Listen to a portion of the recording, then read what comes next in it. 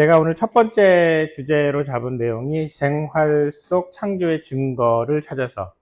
는 아마 무슨 얘기가 나올지 좀 궁금해 하실 것 같은데요.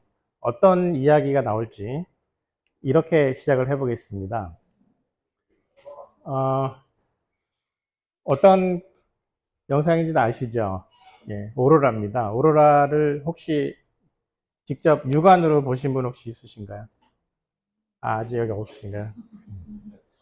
예, 언젠가 저희가 교회에서 비전 트립을 캐나다나 핀란드로 가서 오로라를 보고 오는 그런 게 있으면 참 좋겠다라는 생각을 합니다. 저도 아직 육안으로 본 적은 없는데 육안으로 본 사람들의 얘기를 들어보면 참 놀랍다는 얘기를 하더라고요. 자, 오로라를 이렇게 영상으로나마 보시면 어떻습니까? 느낌이 어떠세요? 좋아요. 그냥 멋있다, 아름답다, 뭐 직접 봤으면 좋을 텐데 뭐 이런 생각 하시죠? 오로라를 찍은 영상들은 유튜브를 보면 굉장히 많이 나오고 있습니다. 그래서 작가들이 찍은 것도 있지만 일반인들이 핸드폰 카메라로 찍은 영상도 굉장히 보기가 좋거든요. 그래서 우리가 어떻게 보면은 직접 가까이서 보기는 어려워도 우리 생활 속에서 누군가는 1년에 몇 번씩 저렇게 오로라를 육안으로 볼 수 있다라는 사실을 다 알고 있지 않습니까? 그런데 이렇게 멋진 오로라의 모습을 그냥 보면서 아, 멋있다, 아름답다, 뭐 이런 정도의 생각 말고 조금 더 한 단계, 조금 더 다른 생각을 해보면 좋지 않을까라는 이야기로 오늘 이야기를 출발을 하려고 하는데요. 우리가 아는 것처럼 태양은 지금도 빛나고 있잖아요. 밤에 태양이 보이지 않더라도 태양은 여전히 빛나고 있습니다.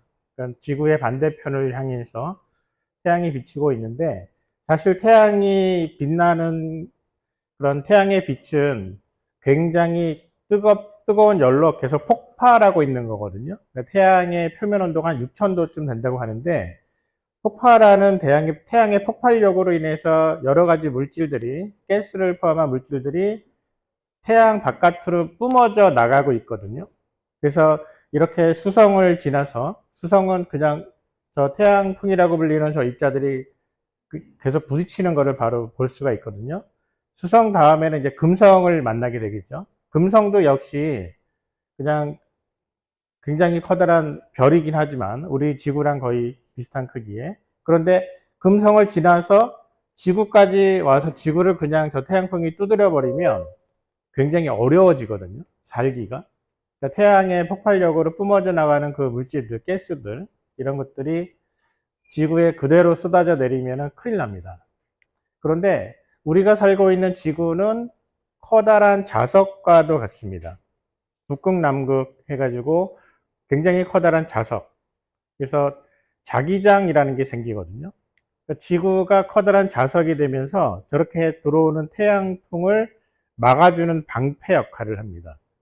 그래서 태양으로부터 오는 입자들을 튕겨져 나가면서 얘네들이 지구를 피해 스쳐 지나가면서 나오는 그런 여러 가지 현상 중에 북극과 남극 지역에서 저 입자들이 공기 중에 그 대기권 위에 상층부 공기하고 충돌하면서 만들어내는 총천연색의 멋진 모습이 바로 오로라예요.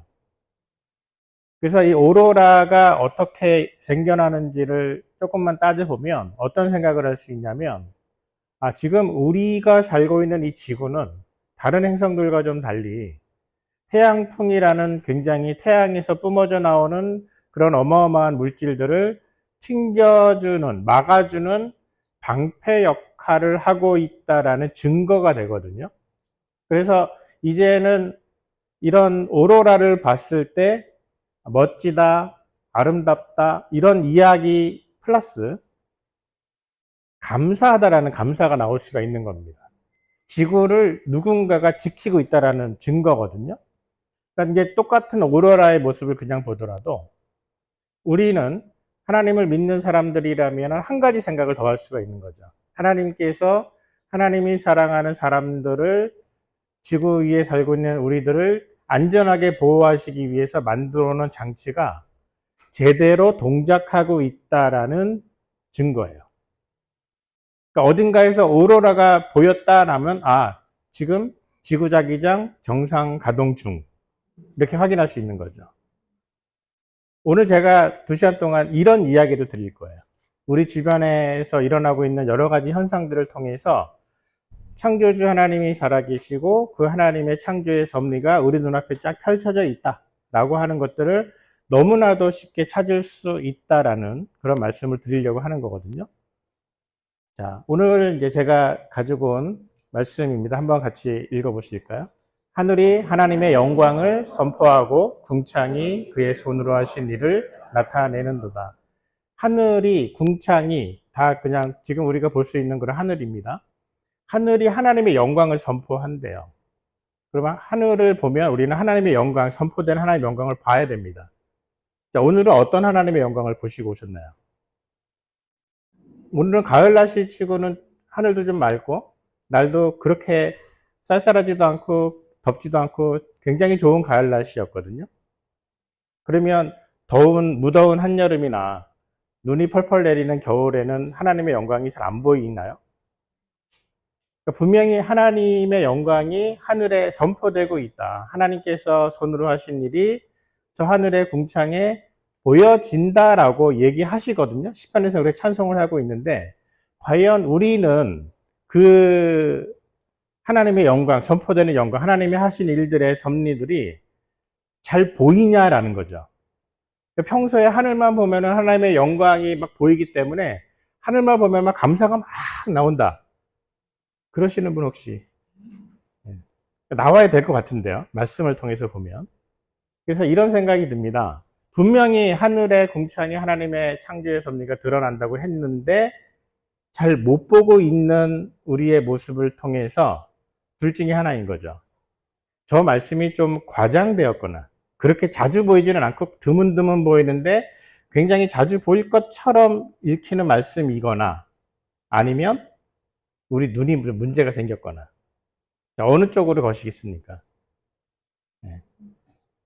분명히 보여진다고 했는데 드러난다고 했는데 못 보고 있다는 우리의 눈이 좀 문제가 있지 않을까. 네. 그래서 저는 이제 그 아이들이나 청년들 대상으로 이런 얘기를 할 때는 눈이 삐었다라고 얘기를 하는데 여기서는 뭐 그렇게는 못할 것 같고요. 어쨌든 눈이 좀 문제가 있어 고장이 좀 난 것 같은 생각이 듭니다. 그래서 오늘 제가 7개의 단어를 가지고 그런 창조의 증거, 하나님의 영광이 선포되고 있는 우리 주변의 자연 섭리, 자연 계시의 이야기들을 쭉 살펴보려고 합니다. 한번 찾아보시겠습니다. 첫 번째로 제가 들고 나온 단어는 옷입니다. 다 옷 입고 계시잖아요. 자, 옷을 입고 있는 거는 우리 인간에게는 굉장히 자연스러운 일이거든요. 그런데 보십시오. 동물들 중에 옷을 입는 동물들이 가끔 있긴 해요. 이렇게 강제로 입혀요. 저 옷을 입은 저 동물은, 저 개는 좋을까요? 아마 집에서 기르는 애완견에게 어떤 형태로든 간에 옷을 입혀보신 분 있으실 텐데, 뭐 아침에 일어나면 아이가, 유치원 가는 아이가 나는 오늘 이 옷을 입혀주지 않으면 절대 유치원 안 갈 거라고 완강하게 버티면서 땡깡 부리는 아이들은 있잖아요. 근데 집에서 기르는 애완견 중에 오늘 내가 저 옷을 입지 않으면 오늘 당신하고 안 놀아줄 거야 라고 하는 땡깡 부리는 애완견을 들어보신 적 있나요? 없어요. 그러니까 어떤 동물들도 옷을 만들어 입을 필요성을 전혀 못 느낍니다. 근데 옷을 만들어 입는다, 옷을 입는다라는 것은 인간에게만 보이는 특징이거든요. 근데 우리가 일반 학생들 어릴 때부터 쭉 학교에서 또는 뭐 만화책, 요즘에 만화책도 되게 많습니다. Y 시리즈 이런 만화책은 굉장히 위험한 책인데 집집마다 다 갖고 계시죠. 어쨌든 그런 책들을 통해서 보면은 모든 생물이 진화됐다고 얘기하면서 이런 진화의 과정을 쭉 겪어왔다고 얘기를 하거든요. 그러면 인간은 유인원과 같은 조상으로부터 뭔가 오스트랄로피테쿠스 뭐 어쩌고저쩌고 하면서 사람이 되어온, 그러니까 인간도 동물, 뭐 이렇게 생각을 하는데, 근데 저 많은 진화에 등장하는 저 많은 동물들은 아무도 안 하는 짓을 인간만 하고 있습니다. 옷을 입어요. 옷을 입지 않으면 부끄럽다고 합니다. 어떻게 이런 일이 가능할까? 왜 인간은 옷을 입지 않으면 부끄러워할까? 그리고 어떻게 하다가 정말 진화론에서 얘기하는 것처럼 동물들이 어쩌고저쩌고 진화하다가 인간까지 됐다면 왜 다른 동물들에게서는 저런 비슷한 모습이 하나도 나오지 않을까? 라고 하는 것을 한번 주목해 볼 필요가 있다는 거죠. 옷의 기원을 제가 좀 찾아봤습니다. 옷이 언제부터, 사람이 언제부터 옷을 입게 되었을까, 왜 입게 되었을까를 설명하는 여러 가지 학설들이 있거든요. 그 학설들을 제가 좀 찾아보니까 정리가 이렇게 되더라고요. 수치설이라는 가설이 있습니다. 수치심을 느낀 인간이 언젠가부터 수치심을 가리기 위해서 옷을 입게 되었다. 동물들은 아직 그 경지까지 못 간 거죠. 또 다른 얘기에서는 이성 유혹설이라는 게 있습니다. 동물들은 암컷 수컷 간에 이제 뭔가 그 수컷이 뭐 자기의 모습을 뭐 굉장히 공작새 뭐 알잖아요. 사자도 뭐 수컷이 되게 이쁘잖아요. 그런 것처럼 뭔가를 자기의 모습을 막 멋지게 만들어서 암컷을 유혹을 하는데 인간은 이제 그런 게 별로 없으니까 옷을 만들어 입었다. 뭐 이렇게 얘기하기도 해요. 장식설이라는 것도 있고요. 신체 보호설이 있습니다. 옷을 입으면 신체 보호되는 면이 있죠. 권위설이라는 것도 있습니다. 권위를 보기 위해서. 그리고 심리적인 안심을 위해서라는 그런 학설도 있습니다. 이런 다양한 이야기들을 제가 쭉 읽어보니까 다 나름대로 일리가 있어요. 아, 저렇게 해서 옷이 필요했을 수도 있겠구나. 근데 문제가 해결은 되지 않더라고요. 그러니까 무슨 얘기냐면 어떤 종류의 옷의 기원을 이야기하는 학설도 나름대로 일리는 있어 보이기는 하지만 왜 다른 동물은 하나도 없는데 인간만 저러고 있느냐. 거기에 대한 답은 없더라고요. 왜냐하면 아까 말씀드린 것처럼 진화론에서는 모든 동물과 인간이 같은 진화의 순서대로 진화의 길을 걸어왔다고 과학 시간에 배워왔는데 왜 그 많은 동물들, 인간보다 훨씬 종류도 많고 훨씬 개체수도 많은 그 동물들 중에는 하나도 옷을 만들어 입을 필요성을 못 느끼고 옷을 만들어 입을 능력도 없고 그리고 옷을 입지 않으면 뭔가 수치스러워 한다거나 뭐 불편해 한다거나 그런 게 전혀 없는데 사람만 그렇거든요. 그러니까 사람만 이런 상황이다라는 거는 어디서도 답이 안 나오더라고요. 아, 이거는 진화론에 기반을 둔 일반 과학에서는 절대로 풀 수 없는 수수께끼다. 그러니까 명확한 답이 안 나오고 있습니다. 다 뭐 미루어 짐작컨대 이럴 것 같은데 저럴 것 같은데 일리는 있지만 왜 사람만 이랬을까요에 대해서 답이 없어요. 그 답은 딱 한 군데에서만 나옵니다. 창세기에 보면 처음에는 옷을 안 입었다고 하죠. 그러니까 벌거벗었으나 부끄러워하지 아니하더라.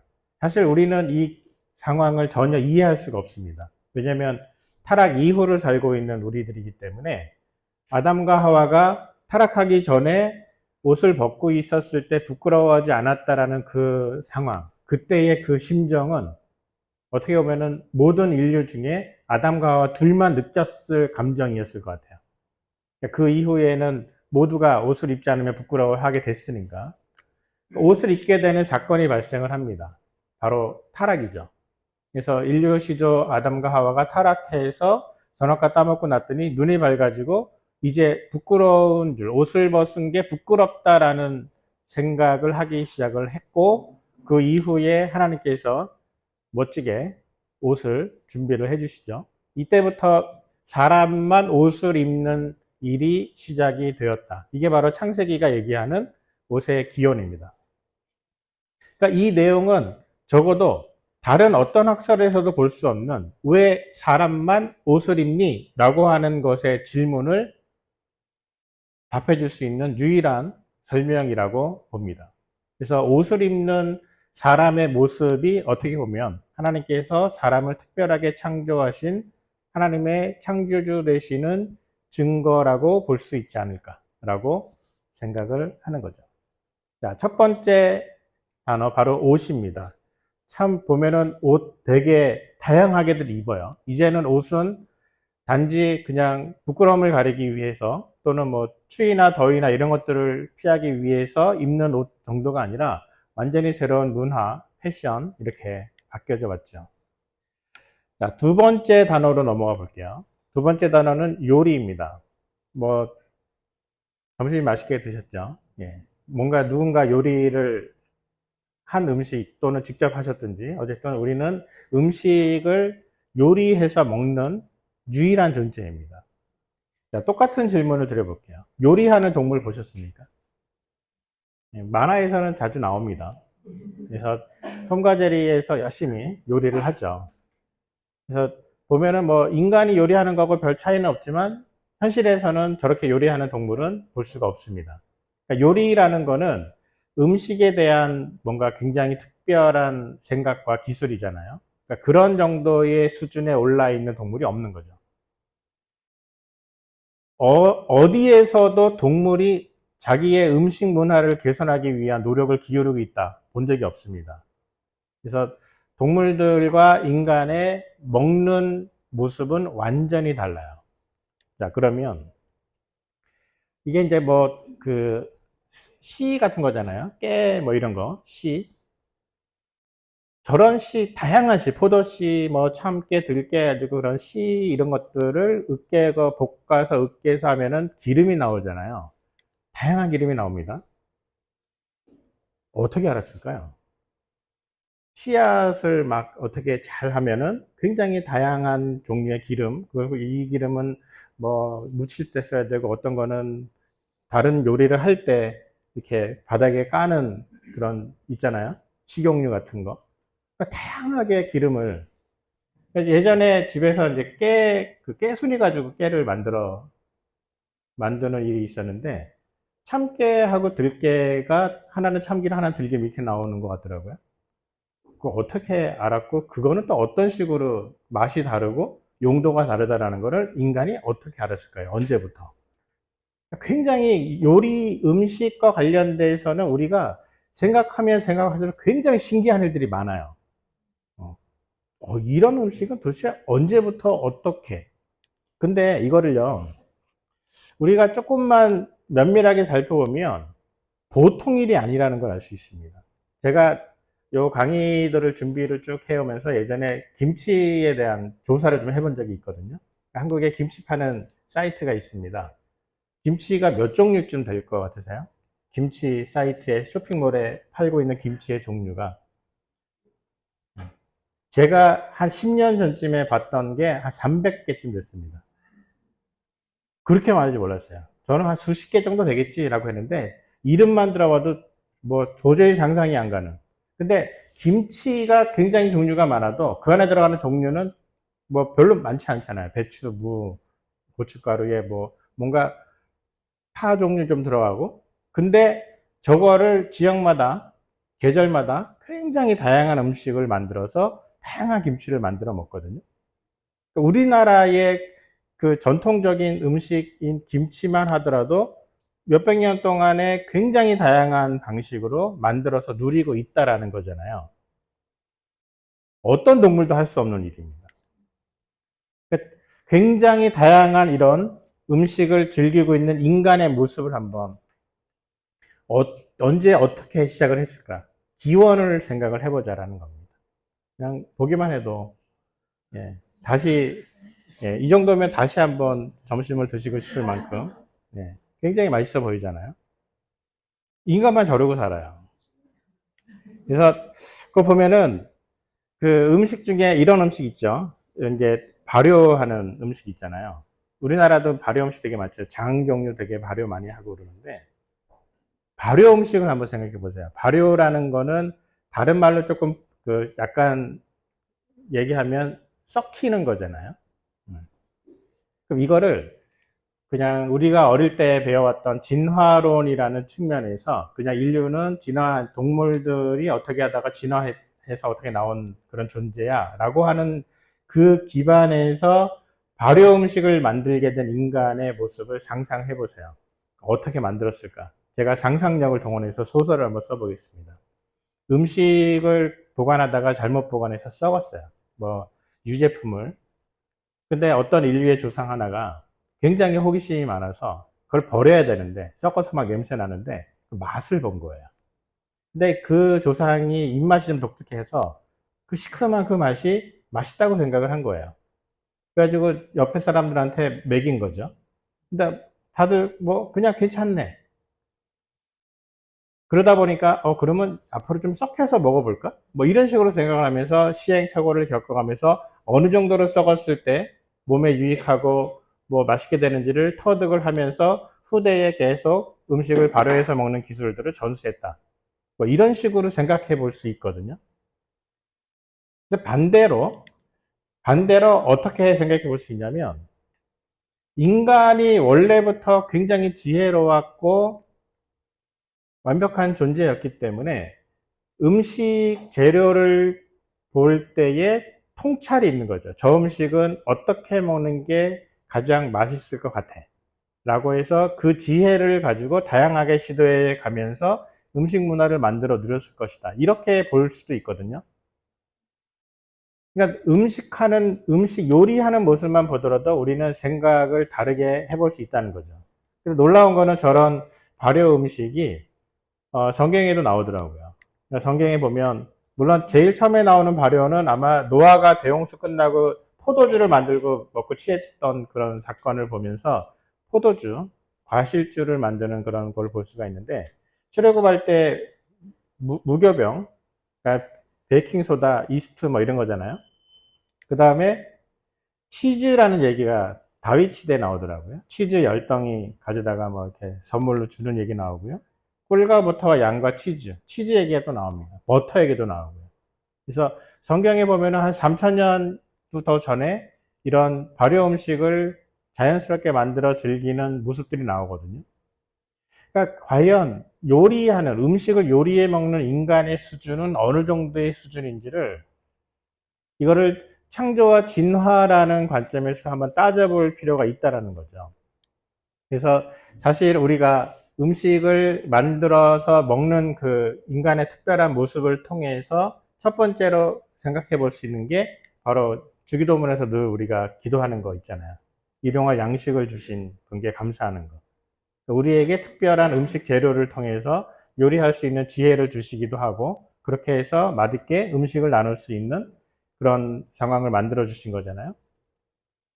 과연 요리하고 음식하는 것과 관련해서 그러면은 창조를 믿지 않는 일반 진화론을 얘기하는 사람들은 어떻게 생각할까를 좀 찾아봤습니다.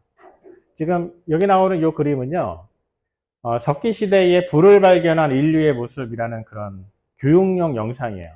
저작권 때문에 제가 뭐 보여드리지는 못하고 그냥 캡처만 해서 보여드리는데, 말로 한번 설명을 해볼게요. 요리를 하려면 불이 필요하잖아요. 동물들 중에 불을 무서워하지 않는 동물이 없습니다. 그래서 불을 들고 있는 인간의 모습은 동물들에게는 위협의 상징이죠. 그러면 인간은 어떻게 불을 다룰 수 있게 되었을까? 그러면 인간은 처음부터 불을 무서워하지 않았을까? 그럼 이게 진화론적으로 생각하면 당연히 동물 중에 하나였으니까 불 무서워했겠는데, 언젠가 인간은 불을 더 이상 무서워하지 않고 불을 다룰 수 있는 존재가 되었을 거다라고 얘기를 해야만 되는 거죠. 진화론적으로는. 창조론적으로는 사실은 별 문제 안 됩니다. 처음부터 똑똑했으니까 불 정도는 가볍게 다룰 수 있었을 것이다. 뭐 이러고 그냥 가면 되거든요. 그러니까 사실은 설명할 때 창조가 훨씬 쉽기는 해요. 이거 진화론적으로 설명을 해보면 이렇습니다. 우리 고대 오래전 인류의 조상이 불을 전혀 쓸 줄 모르고 불을 당연히 동물처럼 무서워하던 인류의 조상이 살고 있던 그 시절에 산불이 났어요. 근데 산에 짐승들이 불에 타 죽은 겁니다. 매우 호기심 많은 인류 조상 하나가 산에 올라갔어요. 불 나고 난 다음날. 근데 어딘가에서 되게 향긋한 냄새가 나는 거예요. 하필이면은 미디엄 웰던으로 바싹 구워진 짐승의 사체를 발견한 거죠. 이 호기심 많은 인류의 조상은 그거를 뜯어서 먹어봤는데 자기가 지금까지 먹던 생고기하고는 전혀 맛이 다른 기가 막힌 맛이 난 거죠. 새로운 세계를 발견한 거죠. 자, 이 조상은 어땠는지 앞으로 무슨 일을 할까요? 산불이 나기만 기다리는 거죠. 산에 불이 나면 먹을 게 생긴다. 이런 마인드로. 그래서 후손들에게 계속 알려줘. 불이 나거든, 그 다음날 조용히 다른 사람한테 알리지 말고 산에 가면 맛있는 게 보인다. 그럼 그 후손들이 계속 그런 식으로 산불을 기다리다가 이제 진화가 좀 됐으면 똘똘한 후손 하나가 생겨서 이 후손이 생각을 해본 거예요. 저 불이 나기를 기다리는 건 조금 지루한데 어떻게 하면 불을 낼 수 있을까라는 거를 그 호기심 많은 조상 하나가 고민하다가 해결을 못하고 그냥 죽어요. 근데 후손에게 숙제를 남기죠. 불을 내는 방법을 찾아봐라.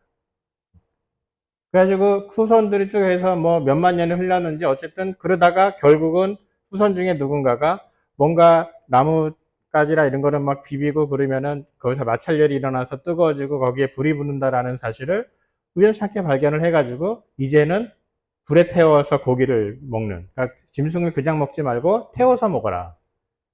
자, 이런 식으로 소설을 계속 써야 됩니다. 그러다가 계속 태워만 먹다 보니까 이제 이렇게 먹지 말고, 여러분 석기 시대에 굉장히 중요한 문화적인 진화의 도구 중에 하나가 그릇이거든요. 들어보셨죠? 빗살무늬 토기 뭐 이런 거 들어보셨잖아요. 그러니까 토기는 음식에 되게 중요해요. 요리에 되게 중요하잖아요. 태우지 말고 물을 넣고, 그릇에다가 물을 넣고 물을 끓여서 삶아 먹으면 또 다른 맛이 난다. 이런 식으로 하나하나 불을 다루는 방법을 터득해 가면서 이렇게 하다가 보니까는 나라별로 쭉 천천히 오랜 시간에 걸쳐서 요리 문화가 생겨났고 그 기술들이 서로 왕래가 되면서 다양한 요리 문화를 인류가 누리게 되었다. 뭐 그럴 수도 있어요. 근데 문제가 어디서 생기냐면 인류가 그렇게 수백만 년에 걸쳐서 차근차근 요리 기술을 터득해 오는 동안에 그 옆에서 구경하던 다른 원숭이나 호랑이나 고릴라나 개나 소나 이런 동물들은 왜 아무도 흉내조차 내지 않는 걸까? 걔네들한테는 그런 생각이 전혀 들지 않을 만큼 인간이 특별했던 건가? 사실은 진화론에서는 어떤 존재의 특별함은 인정하지 않거든요. 왜냐하면 모든 게 다 출발이 똑같고 공통조상이라는 걸로부터 진화되었다고 얘기를 하기 때문에 특별한 존재를 인정할 수가 없습니다. 그러니까 창조주 같은 누군가의 의도가 반영된 어떤 모습 전혀 생각할 수 없거든요. 그래서 그런 면들을 보면서 인류만 요리 문화, 불을 다룰 수 있는 음식을 만들어낼 수 있는 기술을 터득을 했다? 설명이 점점 어려워지는 거예요. 그런데 여전히 우리 아이들이 보고 있는 그런 수많은 인류 조상에 대한 이야기들에는 너무나 당연하게 누가 옆에서 본 것처럼 저렇게 우연히 불을 발견해서 우연히 요리 기술을 터득하다가 우연히 요리 기술이 발전되고 뭐 그리면서 버터치즈 만들어내는 그런 과정들이 너무나 자연스럽게 된 것처럼 설명을 하고 있다라는 게 문제죠. 사실은 인간에게만 주어진 특별한 요리하는 능력이 그냥 요리에만 들어있는 게 아니거든요. 불을 어떻게 다뤄야 되느냐. 취향이 다 다르잖아요. 누구는 미디엄으로 먹고, 누구는 레어로 먹고, 막, 누구는 바싹 태워서 먹어야 맛있고 다 다르잖아요. 조리법도 있죠. 그냥 보기 좋은 떡이 먹기 좋다고 또 멋지게 또 장식을 해가지고 플레이팅도 해야 됩니다. 그릇, 아마 여기 계시는 여집사님, 권사님들 그릇 굉장히 심취하신 분들 꽤 계시죠. 예, 똑같은 그릇에 뭐 이거는 어떤 그릇에 넣어야 된다, 뭐 컬러도 맞춰야 되고 어떤 동물도 흉내낼 수 없는 특별한 인간만의 능력이라는 거죠. 그래서 음식을 요리할 줄 아는 인간을 창조론적으로 설명을 하면 이렇게 설명할 수 있습니다. 인간은 창조되었을 때부터 매우 지혜로웠다. 그래서 지혜로웠기 때문에 태초부터 이미 불을 사용하는 데 능숙했고 당연히 음식 문화를 만들어 누려왔고 아담과 하와 제일 먼저 에덴에서 쫓겨나자마자 제일 먼저 한 게 농사 짓는 거였잖아요. 그러니까 농사 짓는 거 그냥 바로 농사 짓는 방법을 알 수 있을 만큼의 지혜로웠다는 얘기잖아요. 동물과는 완전히 수준이 다르다. 그 이유는 하나님께서 사람을 하나님의 형상대로 지으셨기 때문에. 그러니까 창조론적으로 설명하는 게 훨씬 더 자연스럽고 훨씬 더 설명이 잘 됩니다. 이거를 진화론적으로 소설을 쓰려면 굉장히 어려워져요. 그러니까 걸리는 부분이 한두 가지가 아니거든요. 그러면 인간이 얼마나 지혜로웠을까를 잠깐 한번 생각을 해볼게요. 여러분, 아담이 제일 먼저 받은 숙제가 뭐죠? 그러니까 여섯째 날 동물들을 창조하시고 그 다음에 남자와 여자를 창조하시고 이렇게 나오는데 그걸 이제 그냥 액면 그대로 받아들인다면 아마 오전에는 동물들 에덴 동산에 동물들이 이제 창조된 것 같고요. 그리고 이제 점심 때쯤에 아담이 창조된 것 같아요. 왜냐하면 숙제할 시간이 필요하거든요. 그래서 아담이 창조가 되고 그 다음에 동물들을 에덴 동산에 있는 수많은 동물들을 짝을 지어가지고 아담 앞에 쫙 선을 보이시죠. 그 아담이 보면서 이름을 지어요. 이 몇 마리쯤 이름 도대체 몇 개쯤 지었을까는 사실 상상하기 힘든데, 뭐, 어떤 분이 이제 대충 따져보니까 저거 이름 지는데 한 2시간 40분쯤 걸렸을 것 같다. 뭐 이런 얘기를 하더라고요. 하여튼 한 2~3시간 정도 계속 동물들 보면서 이름을 다 지었을 것 같은데, 이제 숙제하느라고 힘들었잖아요. 아담이 잡니다. 낮잠을 자는데 아담이 자는 동안에 하와를 만드시죠. 갈비뼈 빼가지고. 그래서 한 오후 5시쯤에 하와가 창조가 되고, 그리고 아담과 하와가 이제 둘이서 아주 좋아 죽죠. 그러다가 이제 저녁 때 해가 지면서 이제 6째 날에 저물고 안식하는 이제 7째 날이 되어 가는데, 모든 동물들에게 이름을 지어준 그 아담의 지혜가 얼마나 지혜로웠습니까? 그러면 이거 얘기하다 보면 어떤 사람이 그런 얘기 하더라고요. 아, 나도 그냥 보면 그냥 딱 떠오르는 이름, 바로바로 이름 지어줄 수 있어. 네, 그럴 수 있습니다. 근데 문제는, 나중에 하와한테 알려줘야 되잖아요. 쟤는 뭐라고 불러야 되고, 쟤는 뭐라고 불러야 되고. 그러니까 방금 전에 2시간 40분 동안 이름 지은 그 수천 마리의 이름을 다 외우고 있어야 돼요. 저도 뭐 학교에서 학생들을 가르치지만 제일 큰 고역 중에 하나가 애들 이름 외우는 겁니다. 예. 한 4, 50명 정도 되면 이름 외우기 되게 힘들어요. 외우는데 뭐 굉장히 시간이 많이 걸리거든요. 그러니까 아담의 지혜는 이 정도다 이거죠. 그리고 우리가 사람들의 지혜를 생각을 할 때에 사실은 지혜는 수명과 되게 관련이 깊습니다. 그러니까 창세기의 5장, 11장 이렇게 보면은 그 창세기 아브라함 이전에 20대 정도 되는 사람들의 계보가 나오는데, 창세기 5장에 나오는 계보들은 보면은 다 900살 넘게 살았단 말이죠. 저게 상상이 잘 안 가요. 어떻게 사람이 900살 넘게 살까? 근데 뭐 일단 상상이 되고 안 되고를 둘째치고 그냥 그렇게 살았다라고 치면, 아담이 그렇게 지혜로운 그 아담이 물론 타락하고 좀 망가지긴 했을 것 같아요. 근데 어쨌든 그 지혜로운 아담이 900살 넘게, 아담은 930살 살거든요. 900살 넘게 살면서 그 밑으로 한 6대 7대까지를 봅니다. 그러면 6대 7대 정도의 그 위아래로, 그러니까 할아버지, 중저할아버지, 고저할아버지, 그 위할아버지, 그 위할아버지, 그 위할아버지가 전부 다 같은 동네에서 같이 살면서 나 때는 말이야 하면서 계속 뭔가를 설명을 해줘요. 그래서 그 지혜라는 게, 매우 지혜로운 사람들이 6, 7대를 함께 어울리면서 지혜를 전수하던 시절, 그게 대홍수 이전이거든요. 그러니까 대홍수 이전에 그런 시절이었다면 대홍수 이전의 인류의 지혜는 상상을 초월했을 겁니다. 그게 홍수로 멸망단 이후에 리셋되면서 많이 망가진 게 조금씩 회복되어 가는 와중에 지금 우리가 살고 있는 거라고 보면, 그러면 이때의 지혜는 얼마나 대단했을까. 그러니까 우리가 어떻게 보면 잃어버린 세상인 거죠. 홍수 이전에 그 세상은. 그러니까 이런 것들을 생각을 해봤을 때, 인간이 하나님의 형상대로 지음받았다라는 거를 지금 우리 수준에서 주변에 똑똑한 사람들을 보면서, 야, 정말 사람이 지혜롭구나 라고 볼 정도가 아니라는 겁니다. 훨씬 높은 수준의 지혜였지 않을까라고 추측을 해봅니다. 자, 세 번째 단어로 넘어갈게요. 귀중함. 뭐 딱 봐도 귀중하게 보이죠. 자, 귀하다라는 거. 제가 퀴즈 한번 드릴게요. 쌀값에 포함된 것을 모두 골라보세요. 쌀 뭐 5kg, 10kg, 20kg에서 쌀을 이제 마트에서 주문해서 삽니다. 그러면 쌀에 내가 돈을 내고 쌀을 샀단 말이죠. 쌀값이에요. 여름에 따뜻하게 쪼여주는 햇빛값. 자, 벼가 자랄 때 되게 중요하잖아요. 봄을 촉촉하게 적셔준 비값. 그 다음에 벼가 숨쉬는 데 필요한 공기.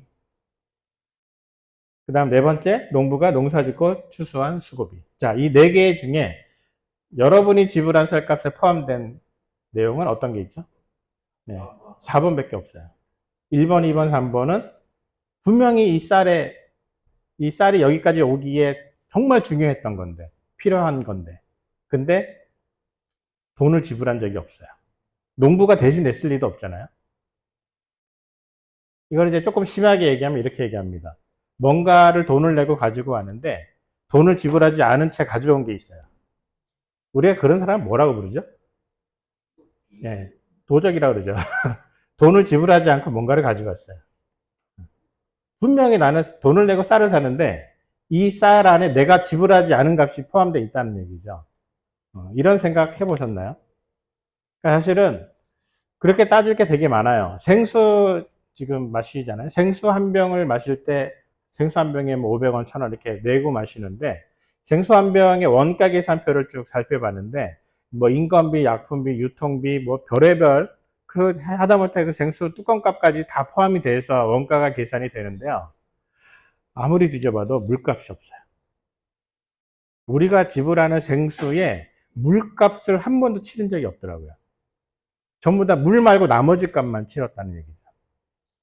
여러분, 그동안 물은 공짜로 주신 겁니다. 이게 뭔가 우리에게 생각해 볼 수 있는 게 있지 않을까. 정말로 귀한 거를 잊고 있지 않느냐. 우리가 먹고 있는 음식의 재료로 사용되는 배추, 뭐, 과일, 뭐, 여러 가지 농산물 있잖아요. 가격을 매길 때 농사짓는 데 들어가는 수고비, 재료비, 유통비 다 포함이 되는데 정작 농산물을 자라게 하는 햇빛, 공기, 온도, 습도 이런 거에 대한 비용은 아무도 지불한 적이 없습니다. 정말 필수적으로 꼭 필요한 건데 너무나 당연하다고 생각을 해서 아예 그 가치를 잊어버리고 살고 있는 게 아니냐.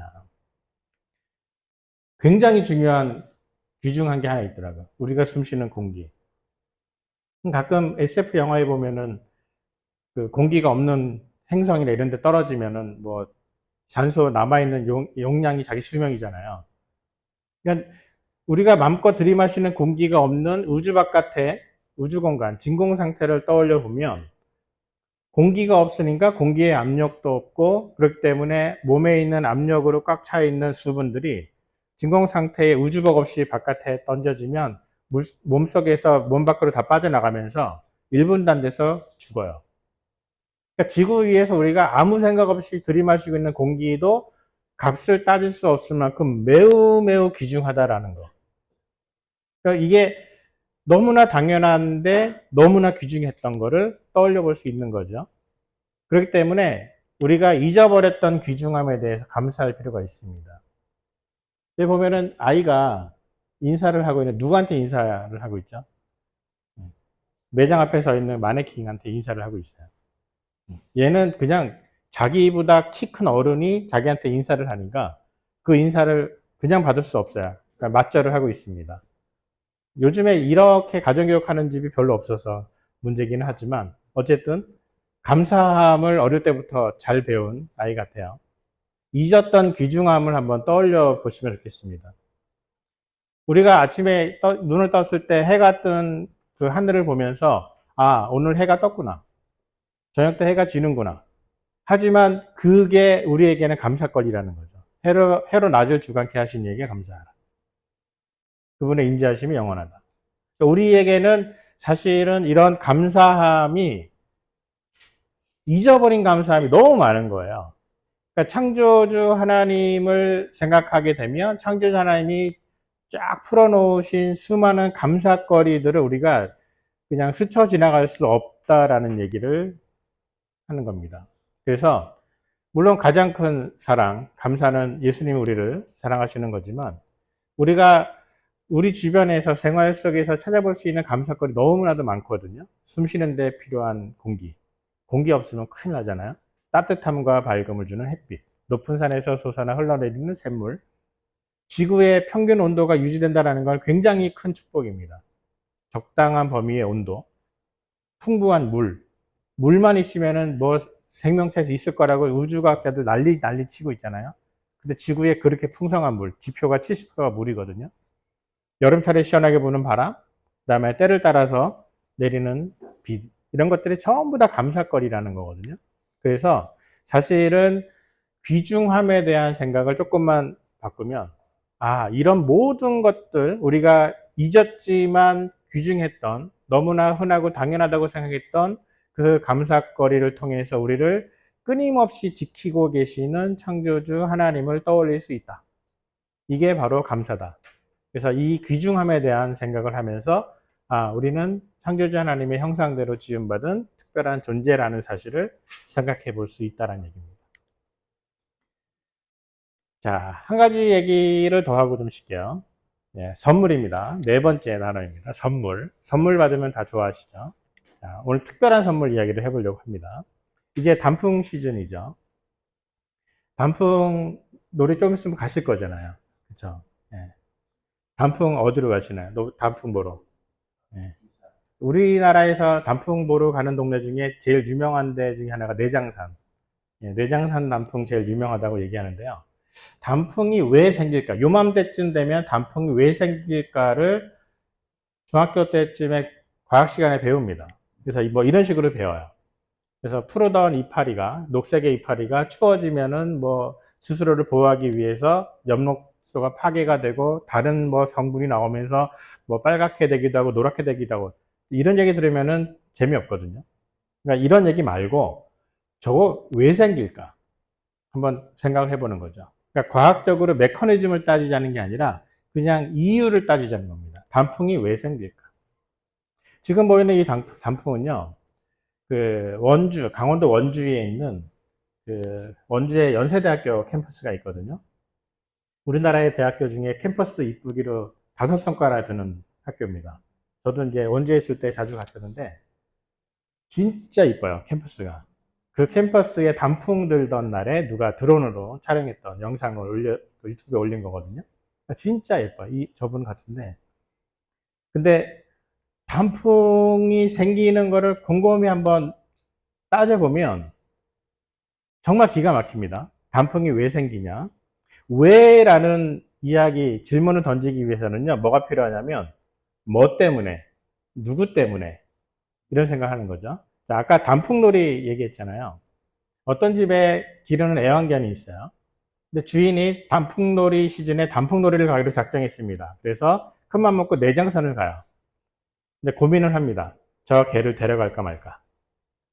근데 데려가기로 결정을 해요. 그 개가 단풍을 같이 봐요.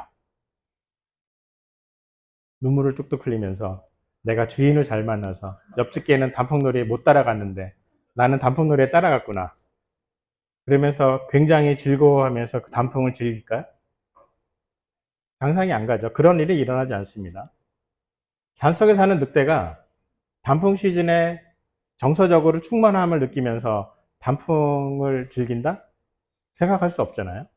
그러니까 단풍이 누구를 위해서 생기느냐라는 질문으로 바꿔보니까 단풍을 아름답다, 멋지다라고 인식하는 존재가 사람밖에 없더라고요. 지구상에 있는 어떤 동물들도 단풍을 즐긴다라고 보여질 만한 동물이 하나도 없는데 사람만 즐겨요.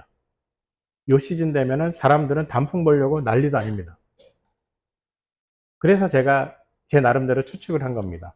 단풍이 왜 요때 사람에게 멋지게 보이게 생길까? 이거는 뭐 제 내피셜입니다. 봄, 여름 동안 땀 흘리고 막 해서 추수할 때까지 힘들었잖아요. 농사 짓는 사람들이, 농부들이. 곡식을 딱 추수하고 나니까 온 산하가 단풍으로 쫙 물들어져요. 그러니까 하나님께서 고생했으니까 이제 좀 쉬면서 내가 멋지게 물들어놓은 산하의 단풍을 즐겨. 라고 하나님이 위로의 선물을 주시는 게 아닐까라는 게 제 생각입니다. 네. 뭐 동의하시든 안 하시든 상관없습니다. 이게 뭐 제 생각입니다. 근데 이렇게 생각을 하고 났더니, 사람만 아름답다고 느끼고 사람만 즐거워하는 저 멋진 단풍 같은 게 또 있더라고요. 꽃입니다. 꽃 아름답잖아요. 네. 꽃은 정말 뭐 아름답죠. 네. 꽃 주로 어떨 때 사용하십니까? 음. 누군가의 마음을 사야 될 때. 네. 그때 근데 꽃이 아름다운 이유가 무엇일까? 이거는 진화론에서 설명하는 설명이 잠깐 있어요. 어떤 설명이냐면, 식물들 중에 꽃을 피우는 식물들이 진화가 제일 잘 됐다고 얘기를 해요. 현화식물이라고 불러요. 그래서 식물들 중에 꽃을 피우지 않는 식물보다 훨씬 진화가 잘 된 게 현화식물, 꽃 피우는 식물이다. 왜냐? 꽃을 피울 만큼 진화된 이유는 꽃을 통해서 곤충들을 막 유혹을 해서 끌어들여가지고 곤충들이 꽃의 번식을 도와주게 만드는 꽃의 수분이라고 얘기하거든요. 그래서 암술과 수술 사이에 뭔가 계속 그 물질들이 왔다 갔다 하면서 꽃의 번식을 도와주는 일들을 곤충들이 하는데, 곤충들을 꼬실 만큼, 꽃을 피울 만큼의, 그리고 꽃을 피워서 열매를 맺힐 만큼의 진화가 잘 된 거다. 그 얘기는 뭐냐면 꽃을 피우는 이유는 자기 스스로를 위해서다라고 하는 그런 진화의 논리를 적용한 거거든요. 근데 사실 거기서 허점이 뭐가 있냐면, 그러면 꽃이 이쁠 필요는 없어요. 이뻐야 곤충들을 유혹한다? 보세요. 왼쪽에 있는 그림이 사람에게 보이는 꽃이고요. 오른쪽에 있는 그림이 곤충에게 보이는 꽃입니다. 곤충은 컬러가 현란하게 막 있어야 꽃이 달려드는 게 아니고요. 꽃에 꿀이 있는 부분이 매우 진하게 보여요. 가운데 있는 꿀 들어있는 넥타라고 부르는데, 거기를 곤충들이 달려들 수 있게끔 집중할 수 있는 부분이 보이거든요. 그러니까 사람에게 보이는 꽃의 모습과 곤충들에게 보이는 꽃의 모습은 달라요. 그러니까 무슨 얘기냐면, 꽃이 곤충들을 유혹하기 위해서 진화되려면 굳이 이뻐야 될 필요가 없습니다. 이쁘면 손해요. 사람이 자꾸 꺾으니까. 사실은 사람은 꽃의 성장, 번식에 별로 안 됩니다. 물론 꽃을 이제 직업적으로 기르는 사람들 말고는. 그런 면에서 보면은 꽃이 아름다워야 할 이유는 없어요. 진화론적으로는. 근데 창조론적으로 봤을 때 꽃이 아름다워야 될 이유가 분명히 있습니다. 왜냐하면 만드신 분이 사랑하는 당신의 자녀들, 하나님의 형상대로 지으신 그 사람들에게 멋지게 감상하게끔 주셨기 때문에 이뻐야 되는 거죠. 거기다가 이제 한 가지만 더 생각을 하게 되면, 여기에 이런 말씀 있잖아요. 내가 너희에게 말하노니 솔로몬의 모든 영광으로도 입은 것이 꽃 하나만 같지 못하였다. 꽃의 아름다움을 보면서 즐겨라. 하지만 이렇게 아름답게 만들어내는 창조주를 잊지는 말아라. 니네가 아무리 멋지게 아름다운 거를 만들어내도 내가 만든 꽃 하나 못하다 라고 하면서 겸손하기를 바라시는 하나님의 말씀이기도 하거든요. 그러니까 꽃이 아름다운 이유, 바로 사람 때문에. 그 사람이 하나님이 창조하신 하나님의 형상이기 때문에. 이렇게 생각하니까 하나가 더 떠올랐습니다. 과일은 왜 맛있을까요? 과일이 맛있는 이유. 열매 맺는 식물이 진화가 잘 됐다고 얘기하거든요. 꽃을 피워서 열매를 맺히는 거는 양분을 맺어서 그 양분이 땅에 떨어져서 다시 비료가 되어서 그 식물 스스로를 더 성장하고 번식할 수 있게 도와주기 때문에, 자기 번식에 유리하기 때문에 열매 맺는 식물은 진화가 잘 된 거다라고 우리는 과학 시간에 배우거든요. 그러니까 자기 스스로를 위해서라고 얘기를 한 거예요. 열매 맺는 식물은. 그럼 그러려면은 그렇게 맛있을 필요는 없어요. 영양분만 충분하면 되니까. 맛있으면 사람한테 뺏겨요. 동물들도 과일을 먹긴 합니다. 그런데 동물들은 아마 집에서 애완동물 길러보신 분은 아시겠지만 먹는 것만 먹습니다. 예, 준다고 다 안 먹어요. 사람은 이상하게 생긴 과일만 있으면 다 먹잖아요. 예, 사람하고 동물은 과일 먹는 방식이 전혀 다릅니다. 배가 불러도 먹습니다, 과일은. 동물들 배가 부르면 절대 안 먹습니다. 그러니까 맛있어서 먹는 게 아니라 배고파서 먹는 거고요. 사람은 맛있다라는 것을 즐기기 위해서 먹거든요. 그러니까 과일이 왜 맛있을까? 과일이 맛있다고 알아주는 유일한 존재, 인간. 그러면 인간 때문에 과일이 맛있다. 근데 그게 맞더라고요. 왜냐하면 성경에 나옵니다. 과일을 만드시던 창조 셋째 날에 하나님이 이르시되 내가 온 지면에 심에 있는 모든 채소와 씨 가진 열매 맺는 모든 나무를 너에게 주노니 너희의 먹을 거리가 되리라. 하나님이 우리에게 먹으라고 준비해 주신 거거든요. 하나님 우리를 사랑하시잖아요. 먹으라고 주셨어요. 근데 그 맛이 없어 봐요. 이상하잖아요. 사랑하시는 하나님이 우리에게 먹으라고 주셨기 때문에 맛있는 거예요. 맛있는 걸 먹으라고 준비해 주셨으니까. 그러니까 과일이 맛있는 이유는 하나님이 우리를 하나님의 형상대로 창조하셨고 너무나도 사랑하시니까 너무나도 맛있는 과일들을 철마다 지역별로 멋지게 만들어서 준비해 주셨다. 이게 창조론적인 과일에 대한 설명입니다. 그러니까 이런 선물이 너무너무 많다라는 거를 하나둘씩 발견해 나가시면서 창조자 하나님께서 우리를 너무나도 사랑하시고 너무나도 멋지게 창조하셨구나 라고 하는 거를 느껴가시면 되는 거죠. 네.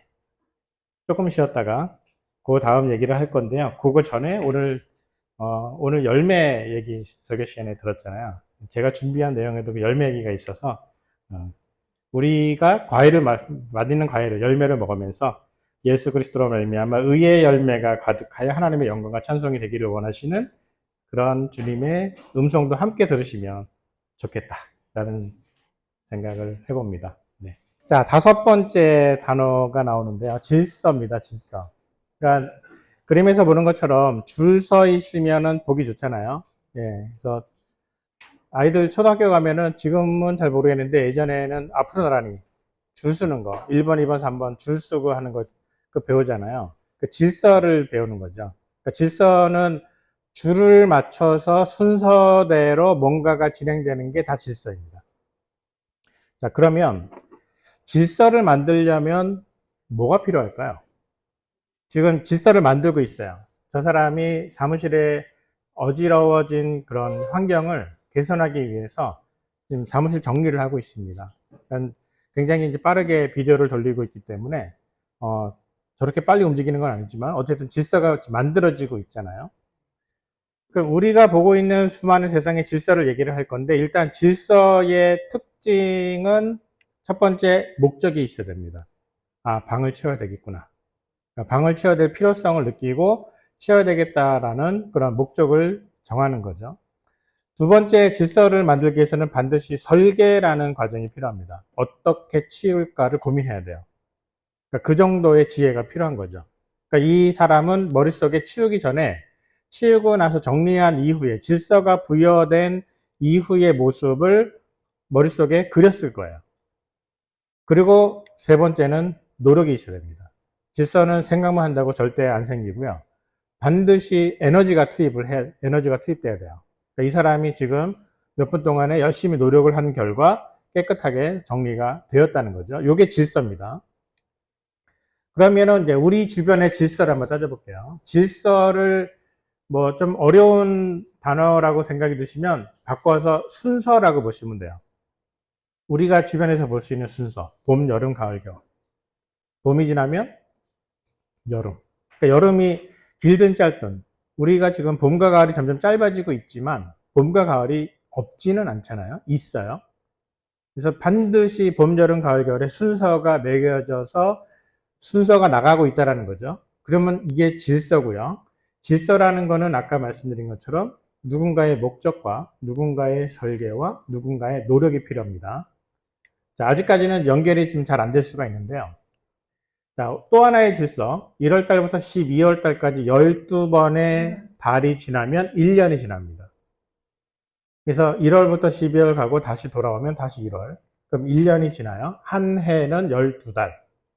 그러면 한 달 지날 때마다 달의 모양을 보면서 달이 지금 찼다. 기울었다. 달이 지금 금음달, 보름달 해가지고 달의 순서를 보면서 우리가 날짜가 진행되어 가는 걸 느끼고 있어요. 자, 순서가 매겨져서 지켜지고 있습니다. 어떤 날은 이번에는 한 2달 빼고 10달만 가자.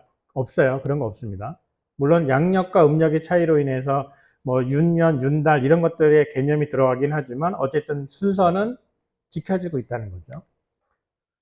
또 중요한 질서가 있습니다. 하루가 24시간이에요. 저 24시간 하루는 어떤 기준이냐면 지구가 한 바퀴 도는 시간이에요. 그러니까 지구가 한 바퀴 도는 동안에 걸리는 시간이 하루예요. 그러니까 창세기 1장에 저녁이 되고 아침이 되니 그 얘기는 같은 동네가 저녁이었다가 아침이 되어서 한 바퀴가 끝나고 났을 때가 하루라고 하는 기준을 정해 주신 거거든요. 그 기준을 지금 우리는 태양을 통해서 확인을 하고 있는 겁니다. 태양이 아침에 떴다가 저녁 때 지고 그 다음날 다시 뜰 때까지의 시간, 한 24시간 정도의 시간이 매일 지켜지고 있습니다. 질서예요. 하루가 만약에 24시간 동안 길어지면 어떻게 될까요? 지구가 천천히 돈다면. 달은 얼마나 자전하는지 아세요? 며칠 만에? 한 달에 한 바퀴 돕니다. 무슨 얘기냐면, 달이 지구를 한 바퀴 도는데, 지구를 한 바퀴 도는 동안에 달이 자전도 한 바퀴를 돌기 때문에, 지구에서 보는 달은 맨날 앞면만 보여요. 그러니까 달의 뒤통수를 볼 수가 없어요. 그래서 아마 그 영화 보실 때 트랜스포머의 달의 뒷면에 숨어 있는 그 소재가 나오는 이유가 지구에서는 달을 늘 앞면만 볼 수 있기 때문에 그래요. 뒷면이 안 보입니다. 자전과 공전의 주기가 똑같기 때문에. 하루가 24시간 길어졌다라고 하면 그러니까 지구가 천천히 도는 거죠. 천천히 돌면 무슨 일이 벌어질지를 상상을 해보면 끔찍해요. 일단 근무 시간이 2배가 됩니다. 네. 잠자는 시간도 2배가 되고. 그러면 이제 일교차가 큰 날은 낮에는 엄청나게 덥고 밤에는 엄청나게 춥겠죠. 그리고 온도의 차이, 뭐 시간의 차이도 있지만 더 중요한 거는요. 자전을 하면서 지구의 자전, 그 다음에 달의 인력, 태양의 인력, 만유 인력 때문에 뭐 밀물과 썰물 생기고 바람 불고 뭐 이런 거 생기는데 그게 달라지면서 지구 위에 바람이 덜 불어요. 바람이 더 천천히 불고 천천히 불면은 그만큼 바람으로 인해서 일어나는 다양한 생태계 질서가 깨져요. 지구가 빨리 돌아도 문제고 지구가 천천히 돌아도 문제입니다. 지금이 딱이에요. 24시간의 질서. 요 질서가 지켜지고 있다. 그러면 아까 질서의 특징, 누군가의 목적과 누군가의 설계와 누군가의 노력. 그럼 이제 당연히 따라오는 질문이 그게 누구냐라고 이제 따라와야 되는 거죠. 동물의 세계에서 질서를 볼게요. 자, 올챙이가 개구리가 될 때 뒷다리가 먼저 나올까요? 앞다리가 먼저 나올까요? 질서예요. 앞다리가 먼저 나올 수 없어요. 질서가 지켜지고 있습니다. 뒷다리 나오고 앞다리 나오고 꼬리가 줄어들면서 개구리가 됩니다. 그리고 이 개구리가 알을 낳으면 그 알에서 올챙이가 다시 태어나와요. 올챙이가 태어나온 다음에 거기서 여전히 또 시간이 지나면은 뒷다리 나오고 앞다리 나오고 꼬리가 줄어들어요. 순서가 지켜지고 있어요. 이 질서예요. 그 저 질서는 누가 목적하고 누가 설계했고 누가 저 질서가 지켜지도록 에너지를 투입하고 있을까? 자, 다른 쪽의 질서를 한번 볼까요? 저거는 나비예요. 제왕나비라고 불리는 나비의 이제 번데기입니다. 저 번데기를 만들어 놓고 저 안에서 나비가 될 때까지 안에서 열심히 이제 영양분을 기르죠. 그래가지고 저 번데기 저거를 시간이 딱 지나가지고 이제 얘를 찢어서 나와야 나비가 되거든요. 그럼 저거를 이제 저가 어느 정도 시간이 지나면은요, 이제 저거를 찢고 나오는 모습이 보이거든요. 근데 굉장히 힘들어 보여요. 그렇다고 쟤를 찢어서 좀 벌려주면 저 나비는 죽습니다. 질서가 있어야 저거를 지 힘으로 찢고 나오는 동안에 몸의 체액이 날개 끝까지 쭉쭉 뻗어나가기 때문에 날갯짓을 할 수 있을 만큼의 에너지가 생겨요. 그래서 그래야 저 멋진 나비가 날아다닐 수 있거든요. 질서가 있는 거죠. 알에서 유충을 지나서 번데기 시절을 지나가지고 나비가 될 때까지의 그 순서가 꼬박꼬박 지켜지고 있습니다. 자, 그러면 저 질서 중에 재미있는 질서 하나가 있습니다. 시냇가에 개구리 가족하고 송사리 가족하고 이제 이 가족들이 같이 살고 있어요. 같은 놈의 이웃 사촌입니다. 쟤네들은 번식을 어떻게 하냐면 체외 수정을 합니다. 그러니까 암컷과 수컷이 몸 바깥으로 난자와 정자를 뿌리면은 그게 섞여요. 섞여서 수정란이 돼서 거기서 그 아래에서 새끼가 나와요. 그러면 같은 동네에 살고 있기 때문에 개구리 정자난자하고 송사리 정자난자가 섞일 수 있거든요.